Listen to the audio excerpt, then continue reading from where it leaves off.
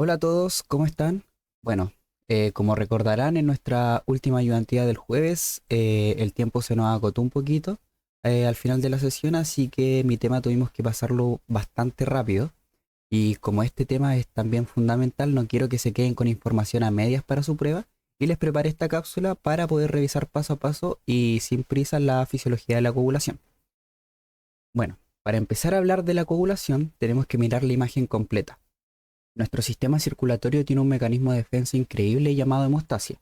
Su trabajo es mantener la sangre en estado líquido y fluyendo de forma normal, pero al mismo tiempo estar listo para formar el coágulo sólido y tapar una fuga en fracción de segundos si un vaso sanguíneo se rompe. Si la balanza falla hacia un lado, nos desangramos y si falla hacia el otro, se forman trombos. Cuando ocurre una lesión vascular, este rescate ocurre en dos grandes etapas, que la primera es la hemostasia primaria, donde el vaso se va a contraer y las plaquetas llegan corriendo prácticamente para agruparse y formar un tapón plaquetario inicial. Imaginen que son ladrillos sueltos tapando un hoyo de una cañería, por ejemplo, pero a estos ladrillos que les falta el cemento. Es rápido, pero es frágil. Si la presión de la sangre sube, por ejemplo, este tapón se suelta. Por eso necesitamos la segunda etapa, que es la hemostasia secundaria. ¿Ya? Nuestro objetivo de hoy es entender cómo una serie de proteínas inactivas que nadan en nuestra sangre, que son los factores de la coagulación, se encienden en cadena para fabricar el cemento que amarrará estos ladrillos, o sea, una red resistente de fibrina.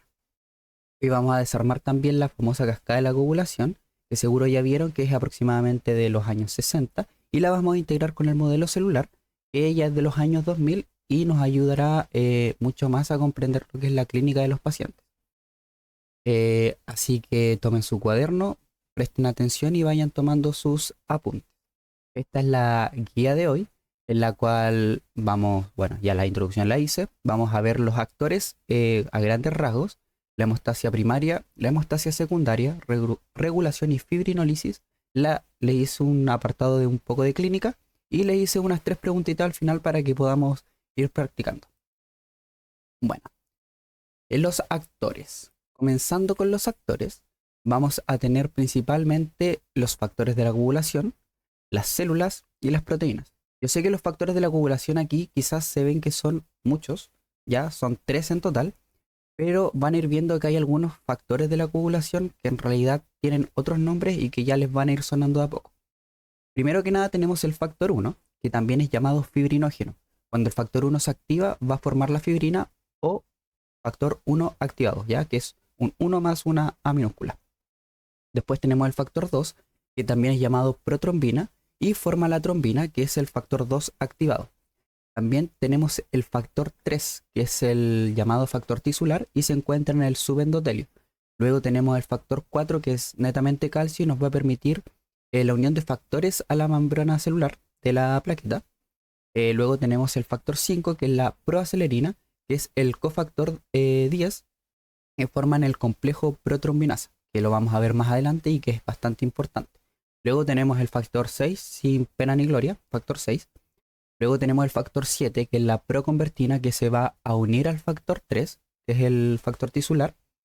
Luego tenemos el factor 8, que es el cofactor del 9, y viaja por lo general unido al factor von Willebrand en la sangre, más que nada para impedir un poco su degradación.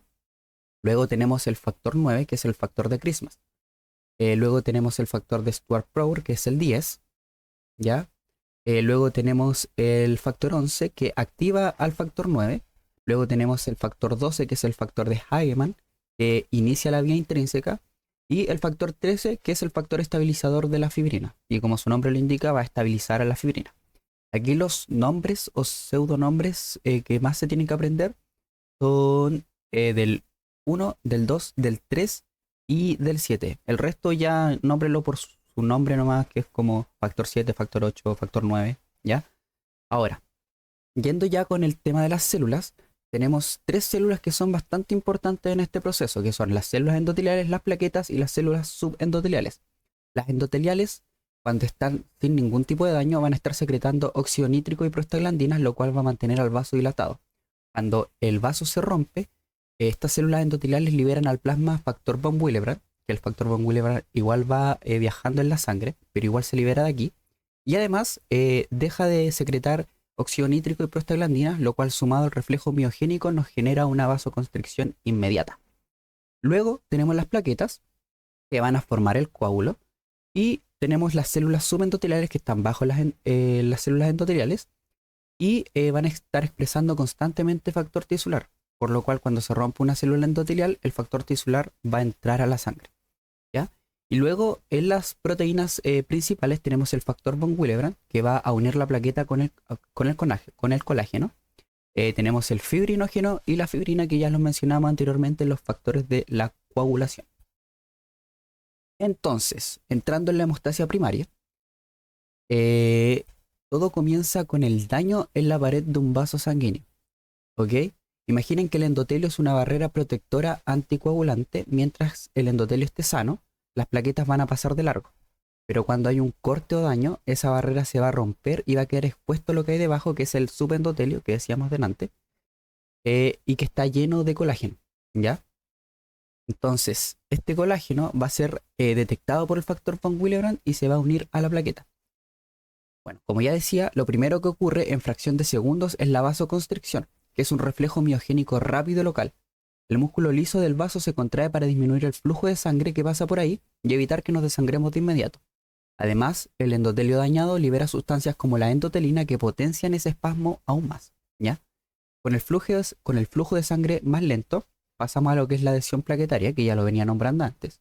El colágeno subendotelial que está expuesto, y las plaquetas tienen que pegarse ahí, pero no pueden hacerlo solas directamente con la fuerza del flujo sanguíneo, por lo cual necesitamos un ancla.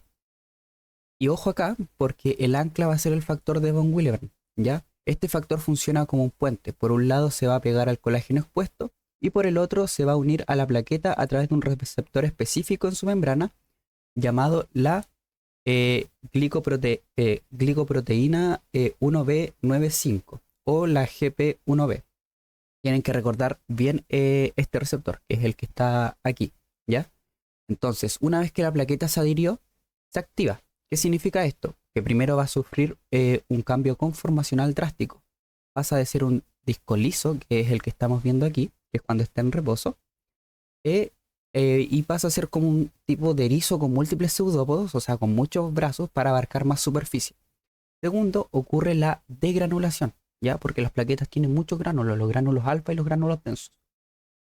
La plaqueta va a secretar al medio el contenido de sus gránulos, que libera ADP y adenosín disfosfato y sintetiza tromboxano A2. Estos son liberados por los gránulos densos.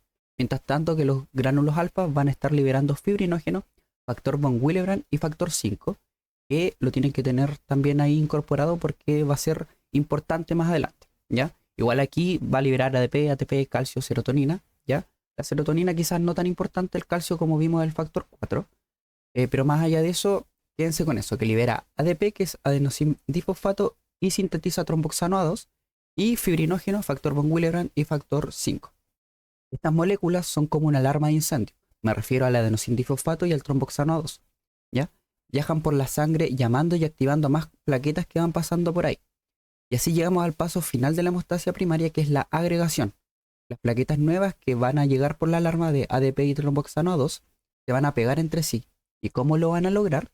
Porque las plaquetas que ahora están activadas van a exponer en su membrana un nuevo receptor, que es la glicoproteína 2B3A, ya que es el receptor que está aquí.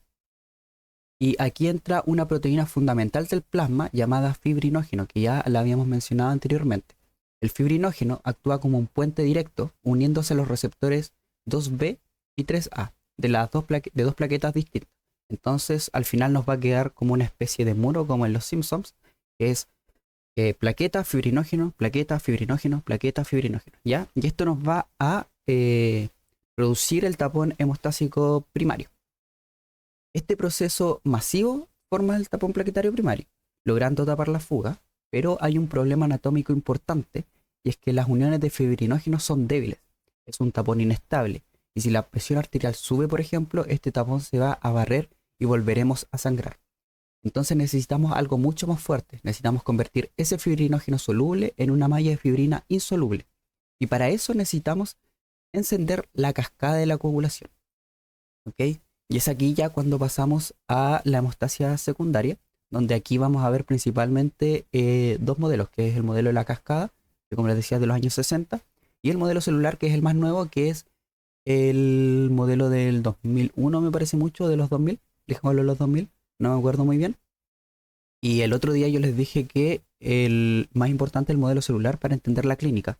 Igual la cascada de la coagulación nos ayuda a entender todo este proceso, pero tiene ese pero nomás que no incorpora todo, ¿ya? Pero igual es útil para poder estudiarlo y entenderlo un poco mejor. De hecho, con el modelo la cascada se hace un poco más fácil, ¿ya? Así que si se les complica mucho con el celular quizás, pueden quizás intentar hacerlo con el de la cascada.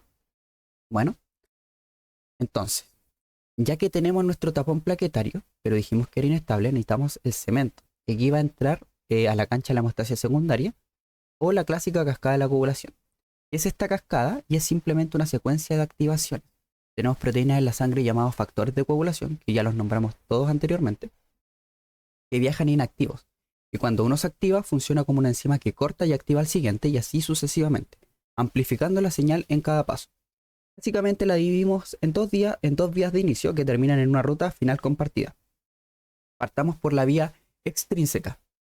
Esta es la ruta rápida, el contragolpe explosivo, y se llama extrínseca porque necesita algo que no está normalmente en la sangre para iniciarse, que es el factor tisular o factor 3, ¿ya? Este factor tisular que lo está liberando constantemente el subendotelio, que entra a la sangre cuando hay una ruptura del endotelio, ¿ya? Para que vayan refrescando y vayan como anclando todo. Cuando el vaso se rompe, la célula del tejido que está por fuera del vaso expone este factor tisular, como ya decía antes, y el factor tisular se va a unir a un factor que va circulando en la sangre, que es el factor 7, ¿ya? Entonces el factor 7 se une al factor tisular y lo va a activar, lo cual va a producir el factor 7 activado. Este dúo dinámico, que es el factor tisular más el factor 7 activado, tienen una sola misión directa, que es ir y activar el factor 10, ¿ya? O sea que va a pasar el factor 10 de factor 10 a factor 10 activado. Por otro lado, tenemos la vía intrínseca, ya que esta es un poco más larga. Esta ruta, bueno, como decía, es más larga y tiene más pases y se encarga de amplificar el proceso. Se llama intrínseca porque todos sus componentes ya están dentro de la sangre. Se activa por el contacto de la sangre con superficies cargadas negativamente, como el colágeno subendotelial que quedó expuesto después de la ruptura.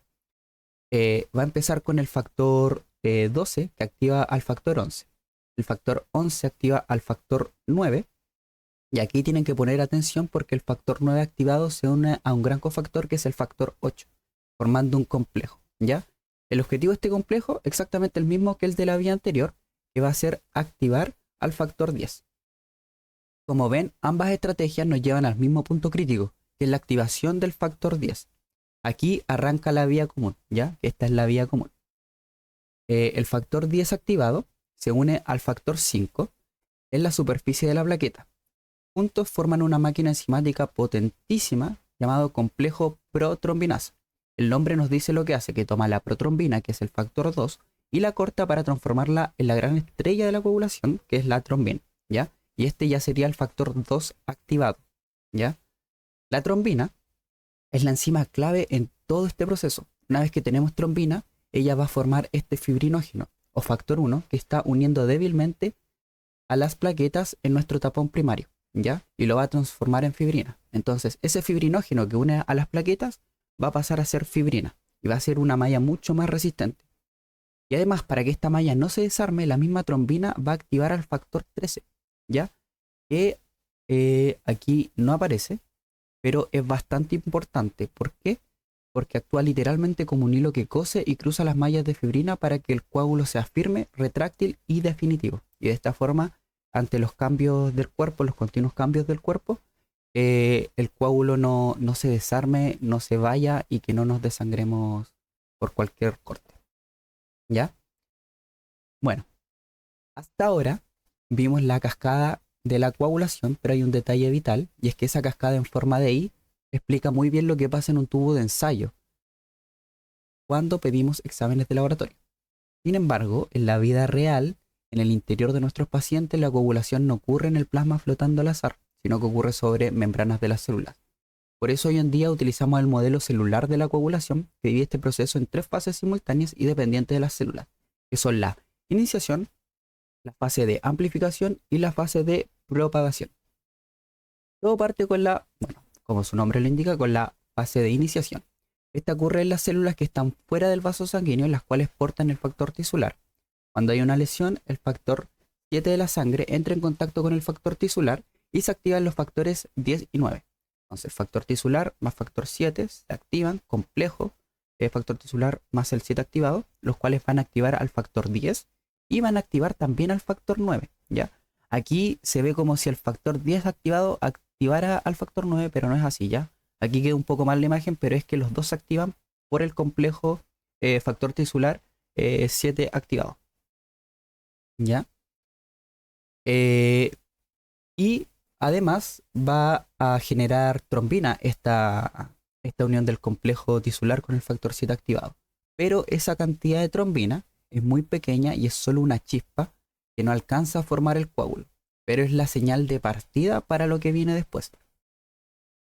Esa pequeña chispa de trombina viaja hacia las plaquetas que están adheridas en la zona del daño y desata la fase de amplificación. Aquí la trombina actúa como un director de orquesta que activa la plaqueta a su máxima capacidad y además activa los cofactores 5, 8 y 11 directamente sobre la membrana plaquetaria. Básicamente estamos preparando el terreno y armando la fábrica enzimática sobre la superficie de la plaqueta activada. Y así llegamos a la fase final y más potente, que es la propagación.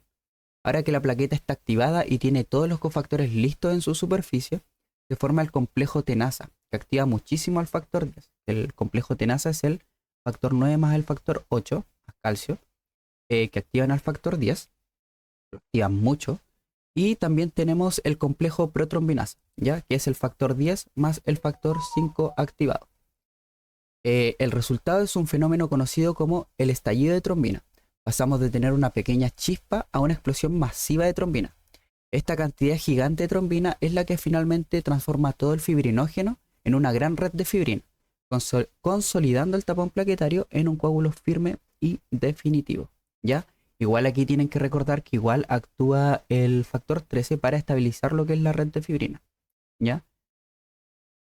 Bueno, ahora que ya logramos formar nuestro coágulo y detener el sangrado, pero ¿qué va a impedir que esta cascada siga avanzando y coagule toda la sangre del cuerpo? Porque si esto, por ejemplo, se nos sale de control, toda la sangre de nuestro cuerpo estaría siendo coagulada y prácticamente no habría movimiento, no habría transporte de oxígeno, no habría transporte de nutrientes y nosotros moriríamos netamente por que no llega la energía a nuestro cuerpo, ¿ya? Y porque las células no pueden producir la energía para dar abasto. Entonces, nuestro organismo tiene un mecanismo de regulación fisiológica muy estricto para apagar el incendio y confinar el coágulo solo al sitio de la lesión. Y tenemos tres frenos principales circulando en la sangre. Primero tenemos la antitrombina, es aquí. Bueno, aquí yo los llamé como los tres reyes para darle un poco más de color, pero estos son como los tres principales que van a funcionar para detener este proceso de la coagulación, ¿ya? Como les decía, la antitrombina es una molécula que actúa como el extintor principal. Va a neutralizar directamente a la trombina y al factor 10 activado, deteniendo la formación de nueva fibrina. Luego vamos a tener el sistema de la proteína C con su cofactor proteína S. Cuando la trombina se escapa del sitio de la lesión, por ejemplo hacia el endotelio sano, se une a un receptor llamado trombomodulina. Esto cambia la trombina de bando. En vez de coagular, activa la proteína C. La proteína C activada se encarga de inactivar a los factores 5 y 8. Sin estos cofactores, la cascada se queda sin motor. Y luego ya tenemos a lo que es el inhibidor de la vía del factor tisular. O sea, no es el plasminógeno, ¿ya? Aquí me faltó ponerlo, pero que básicamente lo que hace el inhibidor de la vía del factor tisular, el TFPI, que va a bloquear la vía extrínseca en su etapa inicial. Y finalmente, una vez que el endotelio ya se reparó, el coágulo ya no sirve, de hecho estorba, así que entra la fibrinólisis. El endotelio sano libera a su activador llamado TPA, que es el activador tisular del plasminógeno, ¿ya? Que es el último de los tres reyes. El TPA, es el activador del plasminógeno, va a tomar el plasminógeno, que es una proteína inactiva en el plasma, y lo va a convertir en plasmina. La plasmina es como una tijera molecular, básicamente. Entonces se va a encargar de cortar y degradar esa red de fibrina que formamos con tanto esfuerzo antes y al cortar la fibrina va a liberar pequeños fragmentos en la sangre conocidos como productos de degradación de la fibrina o PDF. Uno de los más famosos y que ustedes pedirán mucho va a ser el dímero D. Si tenemos, por ejemplo, un dímero D alto en sangre, significa que nuestro cuerpo formó un coágulo y ahora lo está destruyendo, lo que es un dato clínico fundamental para descartar trombosis, por ejemplo. ¿Ya? Y ahora pasamos aquí a lo que es la etapa de la clínica.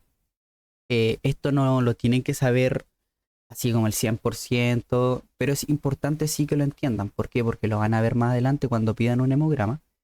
Y no sé sinceramente cómo le irá a hacer las preguntas la doctora Primo, pero no está de más entender para qué sirve cada uno de los exámenes que les voy a mostrar a continuación y que nos miden tanto lo que es la hemostasia primaria y lo que es la hemostasia secundaria y lo que es la fibrinolisis. ¿Ok? Entonces es importante para que al momento de encontrarse, si es que se llegan a encontrar con esa pregunta, sepan responderle y no queden en blanco. ¿Ya? Entonces, como les decía, para ir cerrando la cápsula, vamos a llevar todo este mapa celular y molecular a la práctica. Cuando estamos en el hospital, necesitamos saber si todo este sistema está funcionando bien. Pedimos exámenes específicos que van a evaluar cada etapa por separado. Primero, si queremos evaluar, por ejemplo, la hemostasia primaria, vamos a pedir un recuento de plaquetas para ver la cantidad y el tiempo de sangría. Si este tiempo, el tiempo de sangría, está alargado, nos indica que hay un problema en la función de las plaquetas o que nos falta el factor de von Willebrand, ¿ya? Esas podrían ser como las dos hipótesis. Segundo, para evaluar la extrínseca y la vía común, pedimos el TP, ¿ya? Es el que está aquí, que es el tiempo de protrombina. Este examen mira directamente cómo está trabajando el factor 7 y es el examen que usamos para controlar a los pacientes que toman anticoagulantes orales como la warfarina. Esto no lo dije antes, pero la warfarina lo que hace es inactivar a la vitamina K, que la vitamina K básicamente es el cofactor importantísimo para la síntesis de los factores de la coagulación. O sea, sin vitamina K no hay factores de coagulación. ¿Ya? Tercero, para evaluar la vía intrínseca tenemos el TTPA. Este examen evalúa toda la fila larga de factores, como el 12, el 11, el 9 y el 8. Si un paciente, por ejemplo, tiene hemofilia, este es el examen que va a salir alterado. Y por último, el dímero D, ¿ya? Como vimos, este nos va a medir los fragmentos específicos de la fibrina degradada por la plasmina. Y ahora último, para poner en prueba todo esto, les tengo unas 3 preguntitas que les hice. Y yo voy a ir leyendo la pregunta. Bueno, el mecanismo va a ser el siguiente. Voy a ir leyendo las preguntas. Voy a quedarme callado un poco donde ustedes tienen que pausar el video, pensar ahí las preguntas y yo después les voy a ir diciendo cuál es la correcta. ¿Ya? Cualquier duda me consultan después de esta cápsula. Entonces vamos con la pregunta número 1. Una paciente de 22 años acude a consulta por sangrado de encías frecuente al cepillarse los dientes y episodios de epistaxis, sangrado nasal. Desde la infancia, en sus exámenes de laboratorio destaca un recuento de plaquetas normal, 150.000, y un tiempo de protrombina, TP, normal, pero presenta un tiempo de sangría prolongado. ¿Cuál de los siguientes defectos fisiológicos explica de forma más precisa el cuadro de esta paciente? ¿Ya? Ahí tienen las alternativas, léalas, razónenlas y ahora les diré la correcta. Bueno, la alternativa correcta es la alternativa B. ¿Por qué? Porque el tiempo de sangría alterado con plaquetas normales sugiere un defecto de la función plaquetaria, hemostasia primaria. El cuadro clínico, que por lo general es una enfermedad de von Willebrand, que no lo tienen que saber porque esto no es patología, pero es más que nada para ponerlo en contexto, implica la falta del factor de von Willebrand, ¿ya? El cual es el puente vital entre el colágeno y el receptor, que es el GP1B, de la plaqueta para la adhesión inicial. Ahora vamos con la pregunta número 2. Un niño de 8 años es llevado a urgencias por presentar un aumento de volumen doloroso en la rodilla derecha, hemartrosis, tras sufrir un golpe leve jugando la pelota. Los exámenes revelan un recuento de plaquetas normal, un tiempo de sangría normal y un tiempo de protrombina normal. Sin embargo, el tiempo de tromboplastina parcial activado, el TTPA, está significativamente prolongado. Basado en la cascada clásica, ¿en qué punto específico se encuentra la alteración? ¿Ya? Lean las preguntas, piénselas y ahora les diré la correcta. Bueno, la alternativa correcta es la alternativa C. ¿Por qué? Porque la clínica de la hemartrosis es típica de trastornos de hemostasia secundaria. Eso, vuelvo a repetir, no lo tienen que saber. pero viendo los exámenes y sabiendo las etapas de cada una de las hemostasias, uno puede irse fácilmente por cuál es es lo que nos indica, ¿ya?